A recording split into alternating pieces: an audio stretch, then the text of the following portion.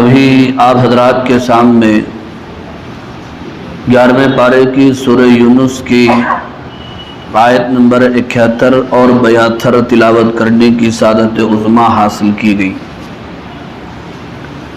ان تلاوت کردہ آیات کا تعلق ان سے پہلی والی آیات ہی سے ہے،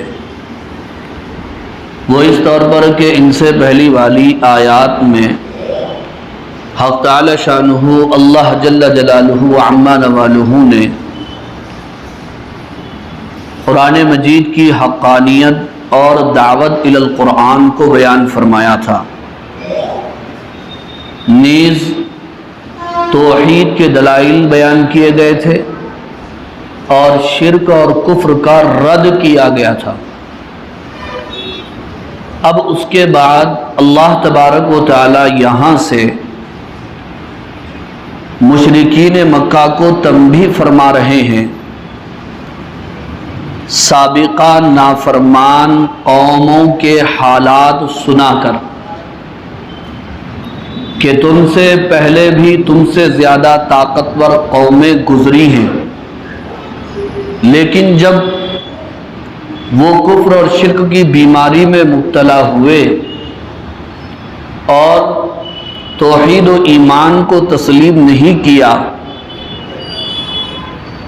ضد اور شرارت میں لگے رہے، تو پھر اللہ نے ان کو تباہ و برباد کر دیا۔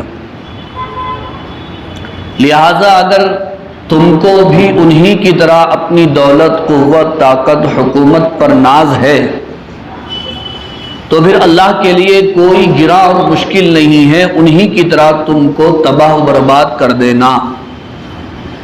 لہذا سابقہ تباہ شدہ قوموں سے سبق حاصل کرو، ایمان اور اسلام قبول کر لو، اطاعت و فرما برداری کی زندگی گزارو، اسی میں تمہاری نجات ہے اور کامیابی۔ چنانچہ اختصار کے ساتھ سب سے پہلے حضرت نوح علیہ السلام کی قوم کے حالات اللہ تعالیٰ نے اپنے حبیب سے فرمایا کہ مشرکین مکہ کے سامنے بیان کرو۔ اس کے بعد حضرت موسیٰ علیہ السلام کے واقعے کی طرف بھی اشارہ کیا گیا اگلی آیتوں میں۔ حضرت نوح علیہ السلام کا واقعہ قرآن مجید میں ایک دو نہیں کئی جگہوں میں بیان کیا گیا ہے، جیسا کہ تفسیر میں ہم اس سے پہلے بھی سن چکے ہیں اور ابھی بھی انشاءاللہ سنتے رہیں گے۔ قرآن مجید کا مقصد صرف علم نہیں ہے بلکہ ہدایت مین مقصد ہے، اور ہدایت اسی وقت حاصل ہوتی ہے جب بندہ کسی بات کو بار بار سنتا ہے مختلف انداز سے، مختلف طریقوں سے، تو پھر وہ بات اس کے دل میں جاگزی ہوتی ہے اور عبرت و نصیحت اسے حاصل ہوتی ہے۔ اس لیے اللہ تعالیٰ نبیوں کے واقعات کو اپنے پاک کلام میں دہراتے رہتے ہیں اور ہمیں سبق دیتے رہتے ہیں، اور درس قرآن مجید کا مقصد ہی درس یعنی سبق حاصل کرنا ہے۔ درس قرآن مجید کا مقصد سبق حاصل کرنا، یہی اصل چیز ہے۔ اللہ ہم سب کو اس کی توفیق نصیب فرمائے۔ تو بہرحال بزرگوں اور عزیز دوستو، حضرت نوح علیہ السلام نے اپنی قوم کو کتنے سو سالوں تک ایمان کی دعوت دی تھی، سب کو معلوم ہے اور پتہ ہے۔ 950 سال تک سوائے 80 یا اس کے آس پاس کے لوگوں کے کسی نے ایمان اور اسلام قبول نہیں کیا۔ بجائے اس کے ان کے اوپر سنباری کی جاتی تھی، تان و تشنی کے تیر برسائے جاتے تھے، نسلوں کی نسلیں ان کے سامنے گزر جاتی، لیکن ایمان اور اسلام قبول نہیں کرتے تھے۔ اور ہر گزرنے والا اپنی اولاد کو یہ وصیت کر جاتا کہ ان کی بات نہ ماننا اور ان کی باتوں میں نہ آنا، بلکہ ان کے اوپر پتھر برسانا۔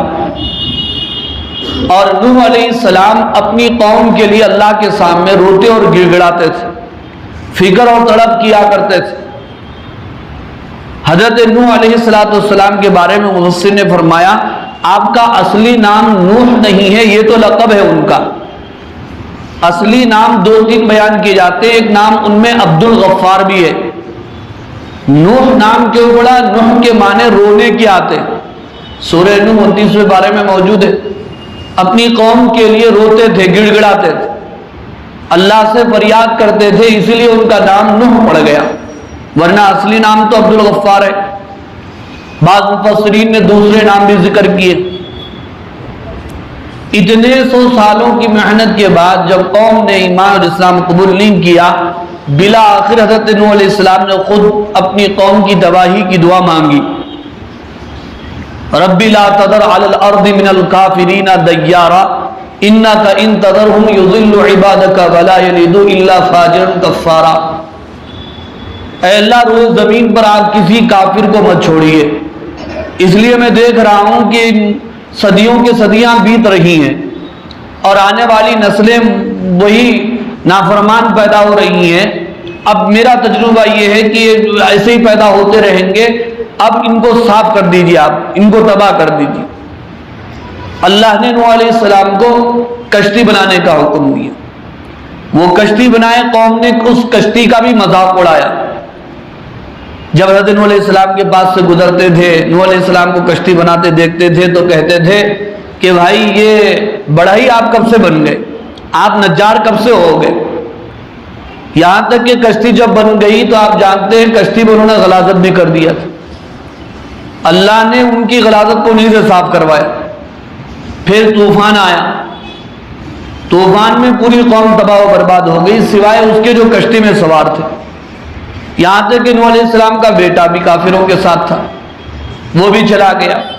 حسب و نسب آدمی کو بچا نہیں سکتا جب تک کہ ایمان نہ ہو، ایمان کے ساتھ حسب و نسب اعلیٰ ہو تو یہ نور علی نور ہے، سونے پہ سہاگا ہے۔ تو بہرحال بزرگ اور عزیز دوستو، اللہ تعالیٰ نے مکے والوں کو تنبیہ کے لیے اپنے حبیب سے فرمایا وَاتْلُ عَلَيْهِمْ نَبَأَ نوح، اور میرے محبوب آپ ان کو نوح علیہ السلام کا واقعہ سنائیے۔ اذ قال، جبکہ انہوں نے کہا لقومہ، اپنی قوم سے، یا قومی، نوح علیہ السلام کا انداز دیکھو، ہر نبی کا یہ انداز ہوتا تھا، اے میری قوم۔ کافروں کو بھی کیا کہتے ہیں؟ اے میری قوم۔ ان کان کبر علیکم مقامی، اگر تم پر گراں گزر رہا ہے، مقامی میرا کھڑا ہونا، مقام کے معنی رہنا اور کھڑا ہونا، مراد کیا ہے؟ وعظ و نصیحت کے لیے، بیان کے لیے، دعوت و تبلیغ کے لیے قوم کے درمیان کھڑے ہو کر یہ کام کرنا پڑتا ہے۔ نوح علیہ السلام نے کہا کہ میرا تمہارے لیے نصیحت کے لیے کھڑا ہونا برا لگ رہا ہے، وَتَذْكِيرِي بِآيَاتِ اللَّهِ، اور اللہ کی آیتوں سے میرا نصیحت کرنا تم کو برا لگ رہا ہے، گراں گزر رہا ہے، جس کی بنیاد پر تم نے مجھے قتل کرنے کی سازش کی یا اپنے وطن سے نکالنے کی تم نے ٹھان لی۔ لیکن ایک بات تم سن لو، تم میرا کچھ نہیں بگاڑ سکتے، اس لیے کہ میں اللہ کی ذات پر بھروسہ کرتا ہوں، میرا توکل اللہ پر ہے، اور جس کا توکل اللہ پر ہوتا ہے اللہ اس کے محافظ اور نگہبان ہو جاتے ہیں۔ ایمان اور یقین تو اسی کا نام ہے نا، معمولی معمولی چیزوں سے ڈر جانا، خوف کھا جانا، تشویش میں، ٹینشن میں مبتلا ہو جانا اور گھبرا جانا، یہ سب توکل اور ایمان کے خلاف باتیں۔ فطری طور پر کچھ ہو جائے تو اس کو مانا جا سکتا ہے، لیکن واقعی آدمی اللہ سے اپنا تعلق ختم کر لے اور توکل اپنے اندر سے نکال دے تو پھر اللہ کی مدد کیسے آ سکتی ہے؟ تو فرمانے لگے فعلی اللہ توکلت، میں اللہ ہی پر بھروسہ کرتا ہوں، ہی آنا چاہیے، اللہ ہی پر بھروسہ کرتا ہوں۔ اسباب تو استعمال اس لیے کرنا ہے اسباب کے ذریعے میں، ورنہ فاعل حقیقی، مالک حقیقی، نافع حقیقی، زار حقیقی، خالق حقیقی، رازق حقیقی حقیقت میں اللہ ہی ہے۔ یہ سب اللہ کی مخلوقات ہے جو اللہ کے حکم کے محتاج ہے۔ آگ کو ٹھنڈا کر دینا، ٹھنڈی چیز کو گرم بنا دینا، چھری کو منڈ کر دینا اور منڈ چھری کو تیز کر دینا، ماں باپ کے ساتھ بچوں کو پیدا کرنا، بن باپ کے بچے کو پیدا کر دینا، یہ سب اللہ کی قوت اور طاقت ہے۔ یہ اللہ کی مخلوقات اللہ کے حکم کے بغیر کچھ نہیں کر سکتے۔ اس لیے ایک ایمان والے کو اسباب تو اختیار کرنا چاہیے، اسباب کے درجے میں، اس لیے کہ وہ اللہ کا حکم ہے، ورنہ اس کے دل و دماغ میں یہ بات ہونی چاہیے کہ جو بھی ہوگا وہ اللہ کے حکم سے ہوگا، اللہ ہی کرنے والا۔ حضرت نوح علیہ السلام نے کہا میں تو اللہ کی ذات پر بھروسہ کرتا ہوں۔ نہ صرف یہ کہا بلکہ اپنی قوم کو چیلنج دیا کہ تم مجھے نقصان پہنچانا چاہتے ہو تو تم پورے مل کر کے جمع ہو جاؤ، اور جس کی تم پرستش کر رہے ہو ان خداؤں کو بھی اپنے ہمراہ کر لو، سب مل کر میرے خلاف پلاننگ بنا لو مجھے قتل کرنے کی یا شہر بدر کرنے کی،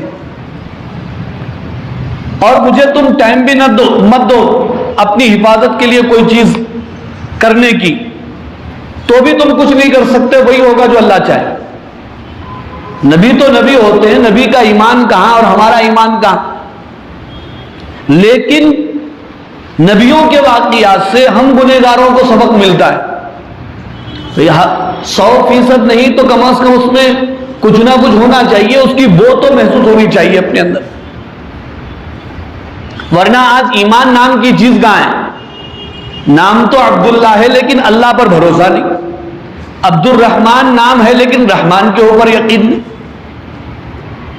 عائشہ، فاطمہ، خدیجہ سب نام ہے لیکن اللہ سے کوئی تعلق نہیں، معمولی چیزوں سے بدفعلی لینا اور گھبرا جانا ہمارے مسلمانوں کے معاشرے کی یہ حالت ہو چکی ہے۔ پھر اللہ کی مدد کیسے آئے گی؟ اللہ کی مدد حاصل کرنے کے لیے اللہ پر یقین، اللہ کی ذات پر توکل لازمی اور ضروری ہے۔ تو حضرت نوح علیہ السلام نے کہا فَأَجْمِعُوا أَمْرَكُمْ، تم اپنا کام پکا کرو، وَشُرَكَاءَكُمْ، اور اپنے شریکوں کو بھی ملا لو اپنے ساتھ، ثُمَّ لَا يَكُنْ أَمْرُكُمْ عَلَيْكُمْ غُمَّةً، پھر تم پر تمہارا کام چھپا ہوا نہ ہو، کھل کے کرو، میں خود تمہیں دے رہا ہوں، چیلنج ہے، کر لو جو کر سکتے ہو۔ لیکن چیلنج سامنے والے کو دینا چاہیے، مگر کب؟ سیدھا میدان میں آتے ہی چیلنج دے دیں گے؟ اس کو بھی تو اس کا کوئی طریقہ ہے نا بھائی۔ 950 سال کی محنت کے بعد یہ بات کہی جا رہی نہیں آپ سیدھا آتے ہی دیکھ لیں کیا ہوتا دیکھ لیں، نہیں، یہ بات اس وقت کرنا ہے آپ کو جبکہ سامنے والا اس پوزیشن میں آ گیا آپ کو نقصان پہنچا دیں گے۔ آپ اخلاق سے بول سکتے ہیں بھائی میں تو اللہ کی ذات کا بھروسہ کرنے والا ہوں، آپ کو جو کرنا ہے کرو، میرا اللہ محافظ اور نگہبان ہے، ہوتا وہی ہے کائنات میں جو اللہ چاہتے۔ اگر اللہ کو میری جان منظور ہے تو اللہ کے راستے میں جان کے لیے قربان تیار، نہیں ہے تو اللہ محافظ اور نگہبان۔ یہ بات ہے حضرت نوح علیہ السلام نے کہا ثم قضوا الیہ، پھر تم میرے بارے میں فیصلہ کر لو جو کرنا ہے، ولا تنظرون، اور مجھے تم ٹائم اور مہلت مت دو۔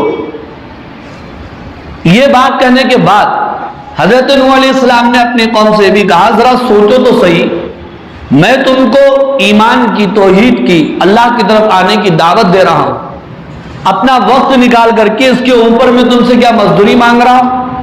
اوٹ اور نوٹ تو نہیں مانگ رہا ہوں، کوئی عہدے اور درجے کا تو طلبگار نہیں ہوں۔ تو کوئی آدمی اپنا وقت اس طرح فارغ کر رہا ہے تمہارے پیچھے پڑ کر کے، اس کے پیچھے کوئی مفاد نہیں ہے، کوئی غرض نہیں ہے، بے لوث ہے، تو اپنے دماغ پر زور ڈالو کیا کریے یہ کیوں محنت کی جا رہی ہے؟ اسی کو بیان فرمایا فَإِن تَوَلَّيْتُمْ، اگر تم منہ موڑ لو گے، فَمَا سَأَلْتُكُم مِّنْ أَجْرٍ، تو میں تم سے کوئی اجرت تو نہیں مانگ رہا، ان اجریہ الا علی اللہ، اس لیے کہ میرا ثواب اللہ پر ہے۔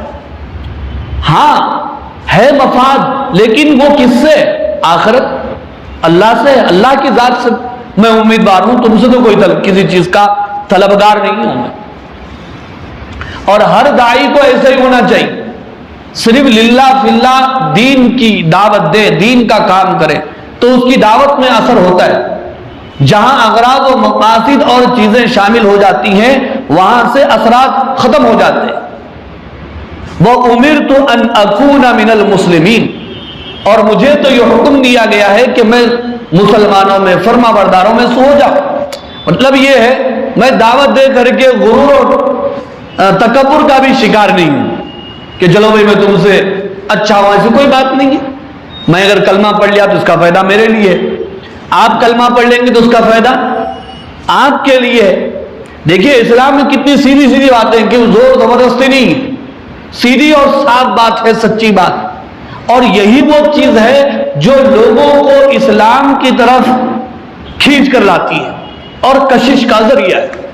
تو بہرحال بزرگوں اور عزیز دوستو، یہ سورہ یونس کی 2 آیات تھیں، آیت نمبر 71 اور 72 اس کی تفسیر پیش ہوئی، جس میں حضرت نوح علیہ السلام کا ابتدائی واقعہ بیان کیا گیا۔ اس کے بعد پھر قوم نے کیا کیا، قوم کا انجام کیا ہوا، وہ اگلی آیتوں میں بیان کیا۔ دعا فرمائیے اللہ تعالیٰ سے، اللہ تعالیٰ ہمیں کامل ایمان و یقین، تقوی و طہارت